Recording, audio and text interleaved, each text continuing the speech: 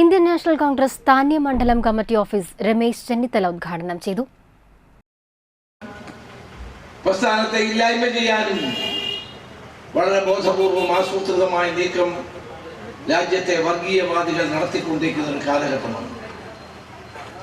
അതിൽ നിന്ന് നമുക്ക് ഇന്ത്യയെ മോചിപ്പിക്കണം, നമ്മുടെ പ്രസ്ഥാനത്തെയും മോചിപ്പിക്കണം. ഇന്ന് കേന്ദ്രം ഭരിക്കുന്ന BJPയും കേരളം ഭരിക്കുന്ന ഇടതുപക്ഷവും ഒരേ തൂവൽ പക്ഷികളെ പോലെ കേരളത്തിലും ഇന്ത്യയിലും പ്രവർത്തിക്കുന്നു. രണ്ടുപേരുടെയും ലക്ഷ്യം കോൺഗ്രസിനെ ഇല്ലായ്മ ചെയ്യുക എന്നുള്ളതാണ്. രണ്ടുപേരുടെയും ലക്ഷ്യം കോൺഗ്രസ് തകരുക എന്നുള്ളതാണ്.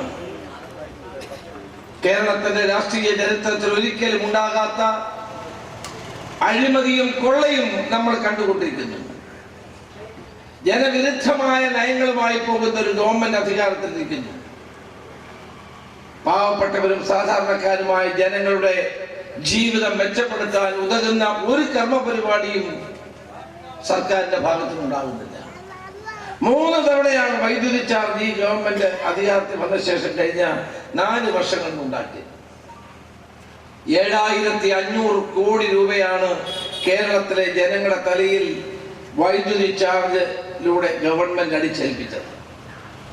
ഇപ്പോഴും വൈദ്യുതി ചാർജ് വർദ്ധിപ്പിക്കുന്നു, ബസ് ചാർജ് വർദ്ധിപ്പിക്കുന്നു, കറണ്ട് ചാർജ് വർദ്ധിപ്പിക്കുന്നു, ഓട്ടോറിക്ഷ ബസ് ചാർജുകൾ വർദ്ധിപ്പിക്കുന്നു. സാധാരണ ജനങ്ങളുടെ ജീവിതം അനുദിനം ദുസ്സഹമാകുന്നു. മാവേലി സ്റ്റോറിൽ പോയാൽ സാധനങ്ങൾ കിട്ടാനില്ല, റേഷൻ കടയിൽ പോയാൽ സാധനങ്ങൾ കിട്ടാനില്ല. പാവപ്പെട്ട ജനങ്ങൾ എങ്ങനെ ജീവിക്കുന്നു എന്ന് ആലോചിക്കാൻ പോലും കഴിയാത്ത ഒരു ഗവൺമെന്റാണ് ഇവിടെ. മണ്ഡലം കോൺഗ്രസ് പ്രസിഡന്റ് MK ചന്ദ്രൻ അധ്യക്ഷനായി.